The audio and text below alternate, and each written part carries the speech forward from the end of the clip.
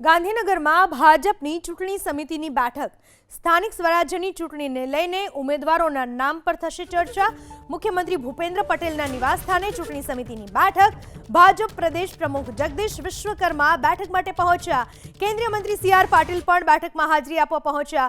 3 દિવસ સુધી ચાલશે ભાજપ ચૂંટણી સમિતિની બેઠક। 3 દિવસની બેઠકમાં ઉમેદવારોના નામ પર થશે મનોમંથન। ભાજપના તબક્કાવાર ઉમેદવારોના નામની કરાશે સત્તાવાર જાહેરાત। બેઠક દીઠ સિંગલ નામ નક્કી થયું હશે તેની તુરંત થશે જાહેરાત। 9મી એપ્રિલ સુધી તમામ 10,000 બેઠક પરના નામોની જાહેરાત કરી દેવામાં આવશે। આ વિશે વધુ માહિતી આપવા આપણી સાથે જોડાઈ ચૂક્યા છે અમારા સંવાદદાતા ગાંધીનગરથી। જે બેઠકોનો દોર શરૂ કરવામાં આવ્યો છે, 3 દિવસ આ બેઠક ચાલશે। શું મુખ્ય ઉદ્દેશ્ય આ બેઠકોનો, કઈ રીતની આ બેઠકોનો દોર?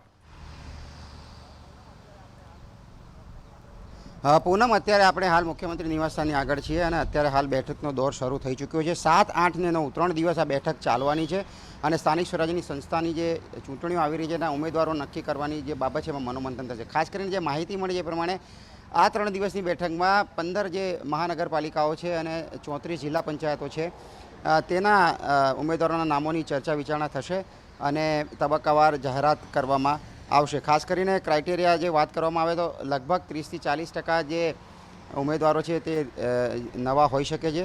લગભગ 30% જેટલા ઉમેદવારો જે છે એ જૂના જોગીઓ પણ હોઈ શકે છે। અત્યારે હાલ ખાસ બેઠકોનો દોર ચાલુ થઈ ચૂક્યો છે।